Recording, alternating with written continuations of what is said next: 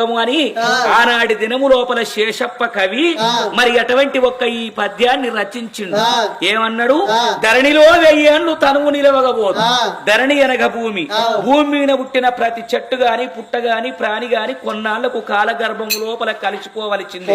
ఉన్నరా మన తాతలు తండ్రులు పితృలు పితామహులు ఎంతమంది పుట్టలు ఎంతమంది మట్టి లోపల కలిసిపోలే. ధరణిలో 1000 ఏళ్లు తనువు నిలవగబోదు. ధనం ఎప్పటికీ శాశ్వతంబు కాదు. ధనం ఇయ్యాలు ఉంటది, రేపు పోతది. అందుకే అన్నారు, సిరితా వచ్చిన వత్తును సిరితా పోయిన పోవును, సరళితముగా నారికేల సమ్మోదమునను కరిమింగిన వెలగ పండు గదరా సుమతి అన్నాడు. కొబ్బరికాయలకు నీళ్ళొచ్చేది మానవుని తెలియదు, ఇనికి పోయేది తెలియదు. మానవుని శ్రీవంతం మగులు వీధి గడ్డి ఎల్ల ఉన్నదని నవ్వరాదు, లేదని ఏడవరాదు. అది ధనము శాశ్వతంగా, అది ఎల్ల వచ్చేదెంతో రేపు పోయేదెంతో మనకు తెలియదు. అందుకే ధరణిలో 1000 ఏళ్లు తనము నిలవగబోదు, ధనం ఎప్పటికి శాశ్వతంబు కాదు. దారాసుతాదులు తన వెంట రాలేరు. దార అనగా భార్య. ఎంత మంచి భార్య అయినా గాని, ఎంత మంచి కొడుకులైనా గాని కాటి దాకా తీసుకొచ్చి కాటి లోపల పెట్టి కాటికి నిప్పి పెట్టి కడకు దొలుగుతారే కాని కడదాకా కలిసి నీతోటి అచ్చటోడు ఎవడుండడు.